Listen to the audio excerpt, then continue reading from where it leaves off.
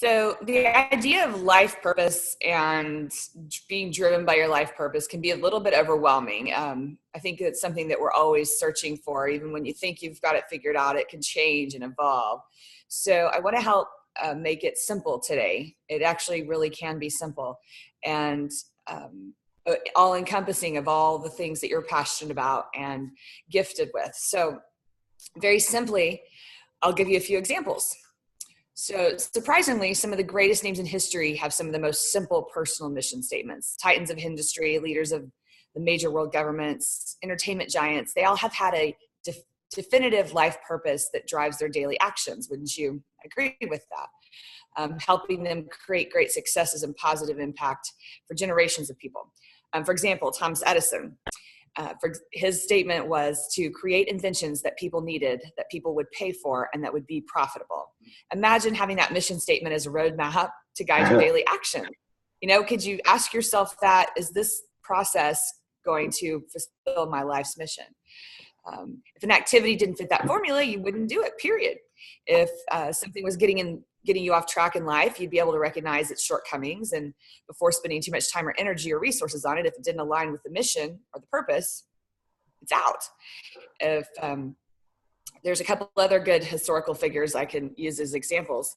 JFK's was to put a man on the moon. If his relationships, his collaborations, his research, his cabinet members, all the people that were involved in his life, if that was not fitting into his purpose, it didn't become a priority. Andrew Carnegie, America's greatest steel industrialist, founder of the public library system. His mission was as simple as the first half of his life, make as much money as he possibly can. The second half of his life was to give it away. Now that's really simple. Wow. Yeah, powerful, right? Yeah. And of course, one of our good friends and mentors, Jack Canfield's personal mission statement that he shared with us many times is to inspire and empower people to live their highest vision in a context of love and joy. Now, I'm not going to put you guys on the spot to roll out your perfect vision purpose statement, but how is this practice, because I know you guys have all done it, how has it impacted your work and your life as we work together? For me, it's been huge, Joanna. I went from sales and not knowing what I wanted to do. I mean, at all. I could have been a dentist, at this point, for all we knew. I had no idea. And really reading through stuff like this and going through, I was like, well, what am I good at? What would I have fun doing? It really started breaking it down, because sales, I think, was close to me because I could help people. It just wasn't quite right. And that's why I think the jump to coaching was easy, because I wanted to help people. But I don't want to do it under some, big corporation and just worry about profit. So it's helped me a lot just to find where I wanted to go. So. Cool. Joyce? Well, for me, I know, I think we probably have said this before on one of the modules, but I know I hear it a lot, is that find something that you love to do and you never work a day in your life, right? That's so right. I really say I was in the same boat as you, Matt. I didn't really know what I wanted to do. I wasn't one of those people at 8 years old that said, I'm going to be a human resource expert. Like that's not every little 8-year-old girl's dream. But I kind of fell into it backwards. I knew I wanted to help people. I knew I wanted to do something that was giving back. I actually was a nursing student when I fell into human resources. And it was a really, really good fit. But there are pieces of it that just didn't jive or feed my soul. And as I started taking the journey to make some changes, I looked at what are the pieces, and through creating a mission statement, and really boiling down to the things that I love to do, it helped me. And the mission statement was one of the big things that helped for me to be able to really figure out what I wanted to do and take those steps forward to do it. Thanks. Chris, how about you? Well, I've kind of boiled it down very, very simply. I love to teach and I love to make people laugh. And luckily I found something I get to do where I get to do both. I say in a very serious tone, hello. Yeah. I love to make people laugh. I love to make people making laugh. people laugh part. No, Yeah. It focuses your attention. I've always loved teaching, and I've always loved making people laugh. So here's a format to do it. So those two things are what I'm working on. And when I put my life purpose statement together, it really kind of went kind of put everything together for me, So this is a great exercise. It made me think about like, well, what is it exactly that I want to do? And it ends up boiling down to teaching and making people laugh. Nice. Right. And then you just figure out what steps you need to do to get there, right? Once you know what you want to do, you figure out how to do Well, it. I set the big goal. So I don't know if I think we've done our goals one on this one. Like my goal that ties in with that is I want people to come see, us give presentations and say, I laughed, I cried, and I got a lot of great information. So that's what I'm chasing.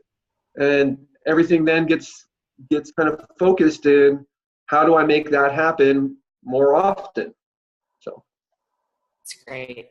Well, and I want to reiterate that once we finish this exercise, because some of you might be going, how in the world am I going to figure this out? We've got a simple formula for this, so don't worry.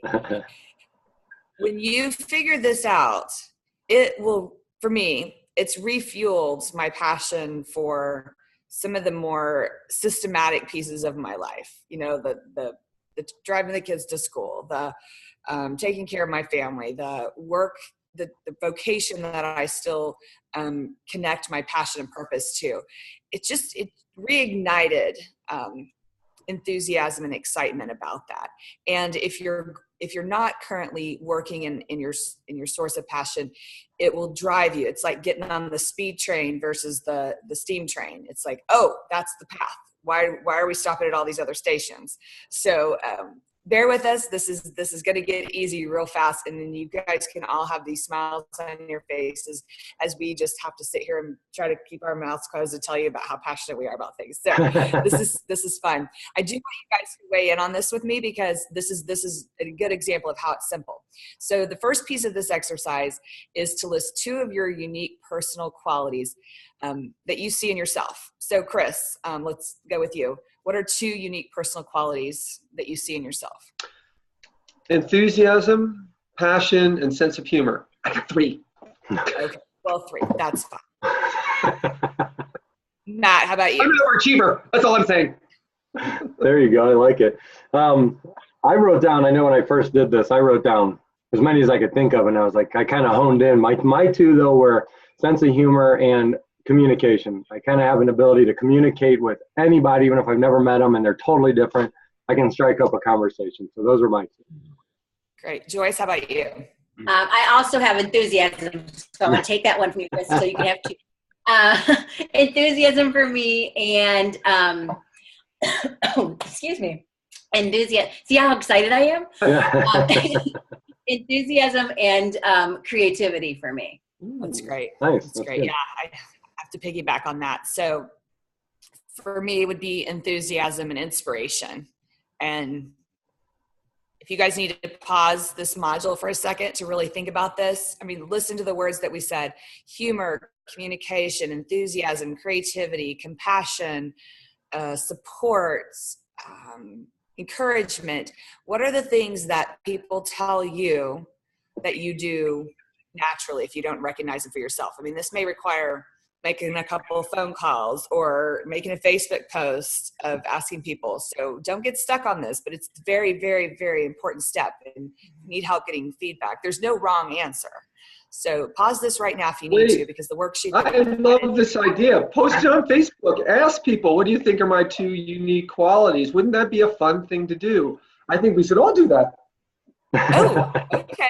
Like Thanks, maybe Chris. on our Facebook page? Yes. Oh, I like it. I like it. So if you guys haven't been to Choice is Your Superpower, now you know. So, shameless plug for our website. Thank you very much. they already know. So if you need to pause right now, go ahead and pause and give that some thought. But please come back to this while it's fresh in your mind. And I say pause. I don't mean go have breakfast or lunch or take a nap. Do this piece in like 3 or 4 minutes and come back to us, because there's momentum here that's really important. So we'll let you pause for just a second. Okay, great. You're back. So I bet you feel pretty good about yourself. If there was a confidence scale of like 1 to 10, you probably feel like an 8 or 9 or a 10 right now, because you've just gotten, either you've told your self-talk has improved, or you've gotten some feedback from another party or possibly 87 friends on Facebook, right? So the next step of this process is in what ways do you express those qualities? So I'm going to use enthusiasm and creativity. And what do I do with enthusiasm and creativity? So in my work, I use it to inspire and support others. So my enthusiasm is getting them engaged, and my creativity is, it doesn't matter what they throw at me, I can help them find a solution or whatever the challenge is. But the enthusiasm is, I'm absolutely convinced I can help them work through this process or this problem or this task. So think about, in those two qualities that you've identified, how you use them. So Chris, what's an example for you of how you use your 3 qualities or 2?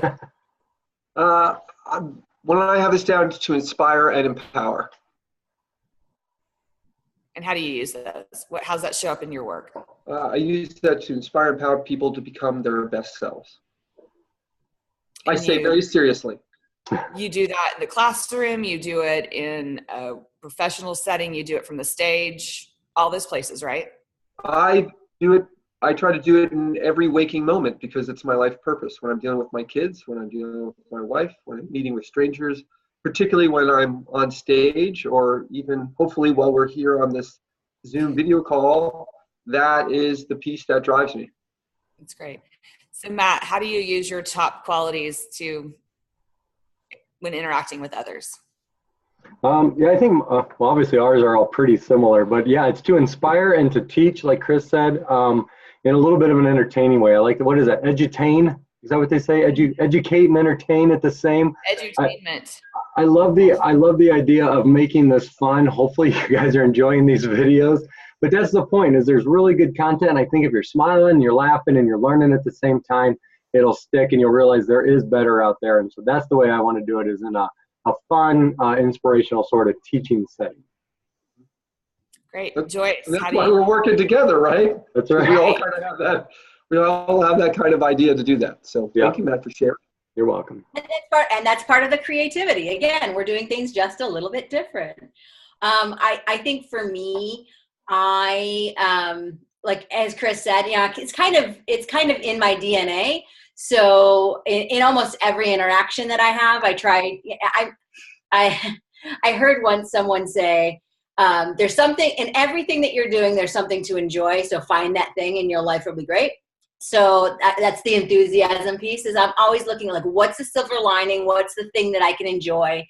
And I really do. I try to show up excited about everything that I'm doing. Even some of those tasks that we have, and you're just like, oh God, do I really have to take the garbage out? You know what? But I get to see the cute little puppy out in the street as they're getting walked and all of those things. So it's the finding the enthusiasm and then sharing that with other people in a creative way. That's a great intention, Joyce. I like that. That's a great intention. Life is just so much better than that. Show up for joy. I wrote that down. Show up for joy. I like that. Life is so much better when you're looking at it that way. That's great. I find. Great. So that's the enthusiasm that I have. And then the creativity, like you said, is if somebody has an issue, you can't be pigeonholed to one specific idea as a fix-all for everything. People show up differently. People learn differently. People need to hear things in a different way. And so that's where the creativity comes in, is what works for your audience, what works for the people that you're sitting next to. If you have somebody that is having a hard time, or somebody who's having a great time, they may need you to show up differently for them than you would for your best friend or whoever. So for me, the creativity piece is being flexible, being able to kind of bend and change my thought process to be able to give more back to the person. Well, that's why we decided to work together, because this would be pretty boring if we were just one talking head, but now you never know what you're going to get. So creativity. 4 talking heads. Yeah. Oh yeah. And part of our torsos. More head than others. Yeah, see, that would be a lot. We wouldn't even need to work out because we'd be laughing so hard at Chris all the time. So what we just accomplished were 2 of the 4 steps in this process of establishing purpose. Not so scary, not so hard, right? I mean, even those of us that maybe haven't revisited this for a while because we're so ingrained in living that way. So the first thing we did was establish our 2 unique qualities, 2 of them. I mean, just 2. We all probably have 10, but 2. then we've thought about how we express those in interacting with others. So part 3, this takes some creativity and imagination and enthusiasm. Think about this, and you may need to, I'm going to let you guys close your eyes because this is going to take a little moment. Okay, Matt. Now they're supposed to be closing their eyes and they're going to be watching you. But okay. So, this is the part. This is the ideal life, the ideal world. Assume the world is perfect right now. What does this world look like? How is everyone interacting with everyone else? What does it feel like? What's bubbling up in your heart right now when you look around at what your version of the perfect world is? This is a statement in present tense describing an ultimate condition. The perfect world as you see and feel it. Remember, a perfect world is a fun place to be. Okay, so you can open your eyes.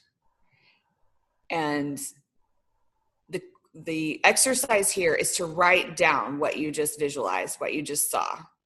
And it absolutely can be completely something that doesn't exist in your world right now. Don't question whether it's possible. Don't question the probability of it. Just what does it look like? What is the perfect world? For me, it's everyone in collaboration. It's people that are we're sharing ideas and everyone's helping everyone achieve their wildest dreams. I was at a dinner the other night with a great group of people, and a new person sat at the end of the table, and we just got to talking, and he was telling me about this wedding for his brother, and he had all these great plans, and his brother wanted to take his whole wedding party to the Army-Navy game. And if you guys know anything about that game, even the boosters can't get 4 tickets together. And he told the story of how he asked and believed that it was possible and visualized that wedding party sitting together at the football game and created that opportunity for his brother. The next piece of that is he needed some media coverage. So we're sitting there at dinner. I mean, there's some pretty cool people at this table. We're all from all over the country. We found him a media connection to cover that story in Philadelphia. So this goes to sharing. It goes to ideal world. But for me, that moment, that dinner was the ideal world. Everyone around me was focused on helping him achieve his goal, which was to help his brother have the best wedding day ever. So to me, that was the real life example of the perfect world. So for you, what does that look like? Now would be another time to pause, but please don't go anything off task here because you're in a great flow. You know what your best qualities are. You know how you use them in the world. Just in a 1-sentence paragraph, write down what your perfect world looks like. Okay, so don't worry if the whole idea was a brain dump here. So don't get too specific on this is going to get posted on a billboard or anything. But Chris, give us an example of even if it's just a talking example like what I just shared of your perfect world, a perfect moment in time or your version of this. Oh, perfect moment in time, I think, is when I assistant coached my son's basketball game. Like, what is the intention when I go here? One of the things that really is great about having a life purpose is you show up everywhere with an intention. My intention was to help the kids, be positive, support the coach. And I just went there and I'm like, here, I'm going to use my passion, my enthusiasm, my sense of humor to help, these 7-year-olds who are running around like cats with a basketball. It's a little crazy, but it was fun. And I wanted to emphasize that point because everybody said this, and I think it allows you to have intention with your interaction. Yeah. There you go. There's an example. That's awesome. Matt, what's an example of your perfect world?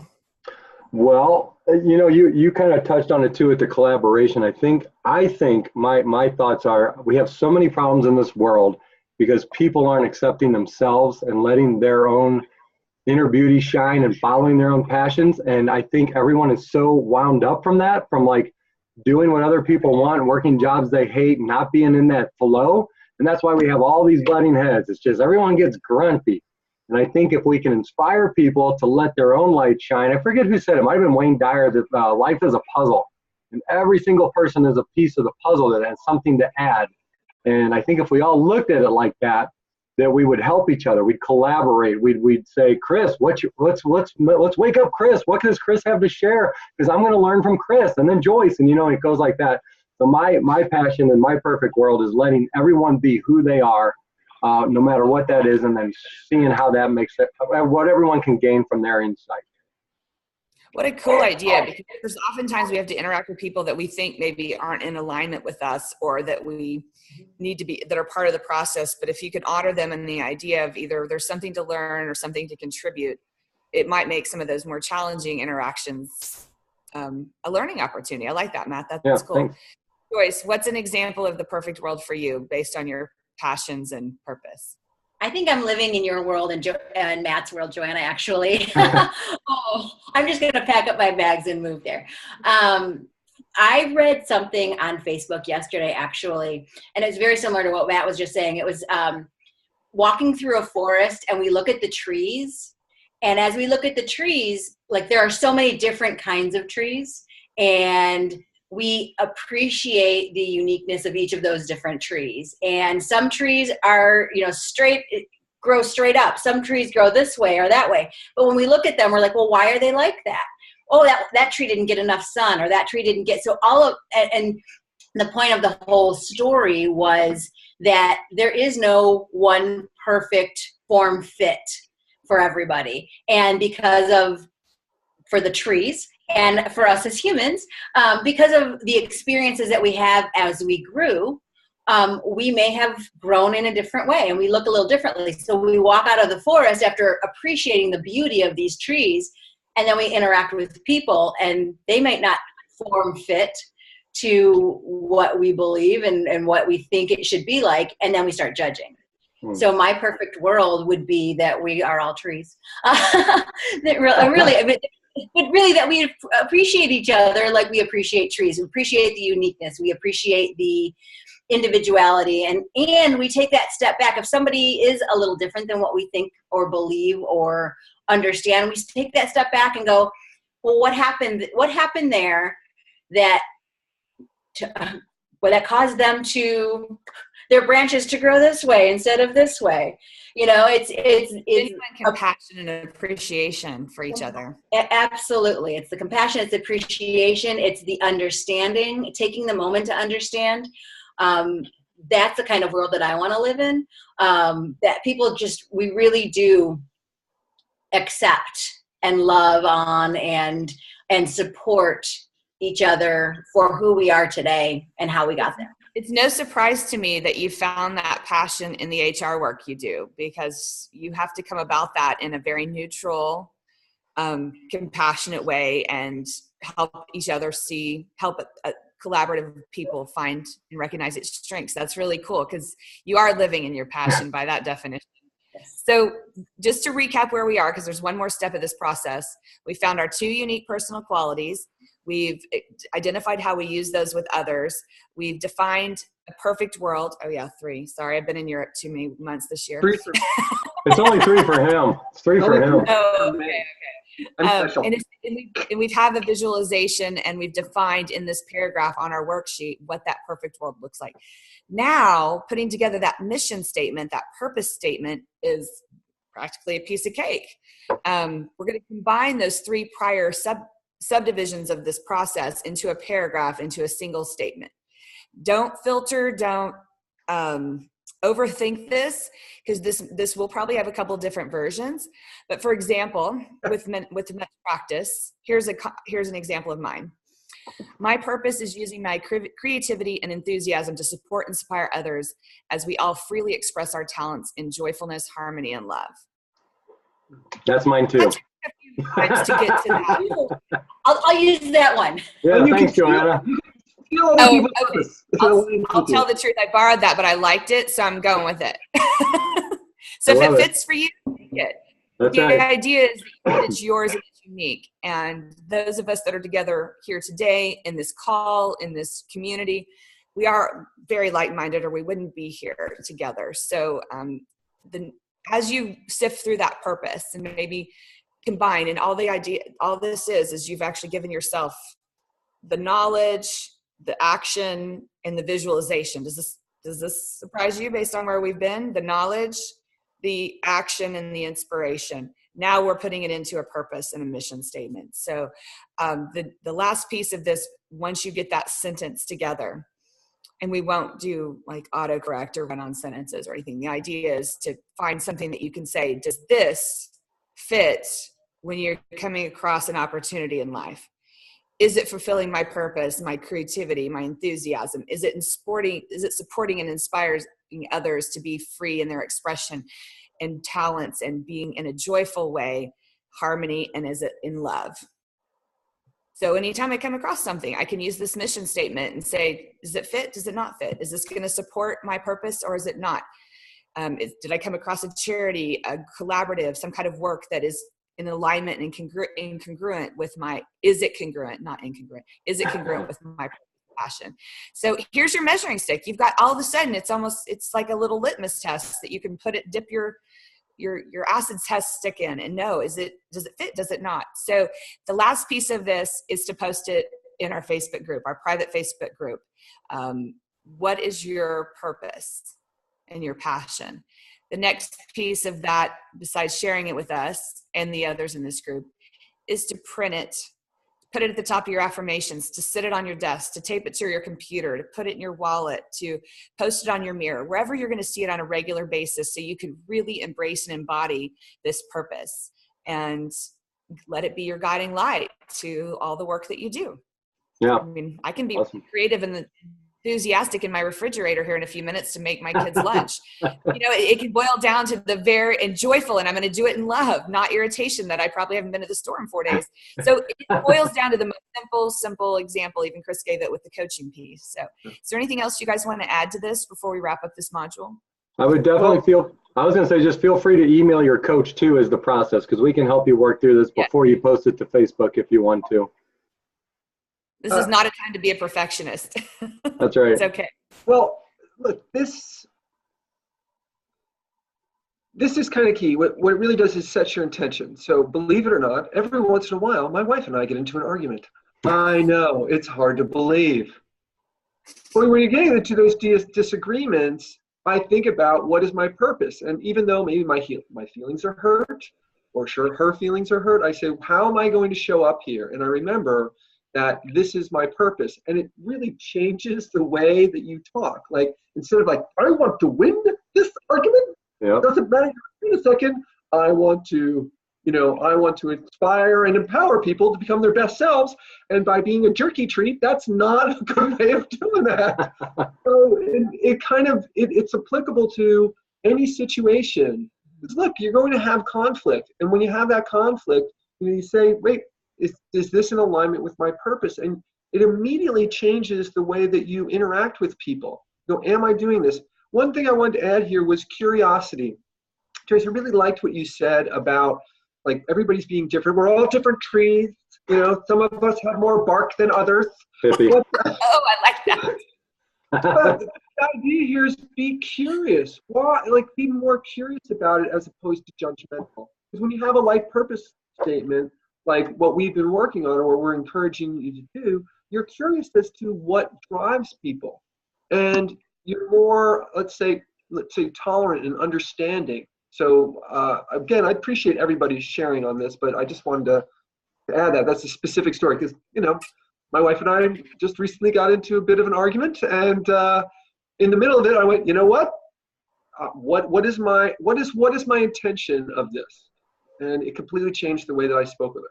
Chris, that is a perfect example. I've been there. I'm sure everyone has been there who's in a relationship, but that is the example of taking control of your life and you live a deliberate creation versus allowing that I'm going to win this fight. I'm getting in her face this time and I am not backing down. We're leaving the dog outside. Whatever it is. But Chris, that is a perfect example because you could have just let life flow and you had anger and you guys could have fought and it could have went on for days. And instead you woke up and you said, this is not what I want. So thank you. That is a great example. Is there anything anybody else wants to share on this topic before we wrap up? Just really quickly, I think that you touched on it, but I just want to reinforce what you said earlier, Joanna, is there are no wrong answers. So whatever it is that shows up for you today, is where you're at today. And as you grow and as you change and different things come into your life, your statement might change. Your two qualities might change. This is not once I put it down, it's got to be like this forever either. So what shows up for you today is where you're at. And as you grow, as different things come into your life, out of your life, that can change too. And that's okay. So don't get too hung up about, the exact right verbiage and all of that. It really is just where are you at today? What's showing up? What's driving you? And as you take those steps forward, your life is going to evolve and change and all of that. And you might want to revisit this once, at the beginning of every year or whatever, just to see where you're at and see if it's still your path. So you're exactly right. I mean, when JFK was 23, he might not have been thinking about putting a man on the moon, but when it became his passion and his purpose and his mission, he made it happen. And Andrew Carnegie wasn't always a millionaire. So it wasn't until he was a millionaire that statement probably became printed somewhere that we see it today. So you're exactly right, Joyce. Well, thank you all very much. I hope this was a powerful exercise. I would recommend that this is one that you come back to even when you finish this course, because as you get more defined and more refined in what your missions and purposes are, this might tweak again. So highlight this one and revisit it as often as you need to hone your purpose and passion in life. We appreciate you guys. Hope this has been helpful. We'll see you next time.